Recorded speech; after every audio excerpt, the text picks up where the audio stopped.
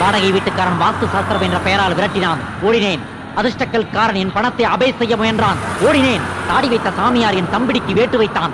ஓடினேன் ஓடினேன் ஓடினேன். இன்டர்நெட்காரர்கள் வெட்டி வைத்திருந்த குழியில் விழுந்து ஓடினேன். பிடபிள்யூகாரர்கள் வெட்டி வைத்திருந்த குழியில் விழுந்து ஓடினேன். ஹைவேஸ் டிபார்ட்மெண்ட் வெட்டி வைத்திருந்த குழியில் விழுந்து ஓடினேன். டெலிபோன்காரர்கள் வெட்டி வைத்திருந்த குழியில் விழுந்து ஓடினேன். எத்தனை வழிகளடா, அதில் தான் எத்தனை குழிகளடா.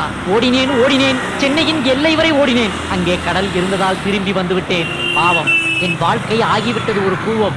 என் ஓட்டத்தை நிறுத்தி இருக்க வேண்டும், பாட்டத்தை போக்கி இருக்க வேண்டும், என் வாழ்க்கை பாட்டத்தை மாற்றி இருக்க வேண்டும் இந்த சட்டத்தை நீட்டுவோர்.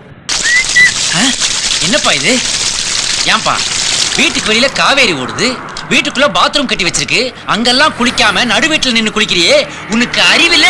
இது குளியல் இல்லடா, இன்னையோட உள்ள தலை முழுகிற. தலை முழுகிறியா? ஏன்? எலிமெண்டரி ஸ்கூல்ல சேர்த்தேன். வாத்தியார் உட்கார நாக்கால ஆணிய வச்சு. அது புரியாத வயசு. ஹை ஸ்கூல்ல சேர்த்தேன். டீச்சர் மேலேயே ராக்கெட் விட்டு. அது அறியாத வயசு. காலேஜ்ல சேர்த்தேன். லெக்சரருக்கு லவ் லெட்டர் கொடுத்தியாடா? அது வாலிப வயசு.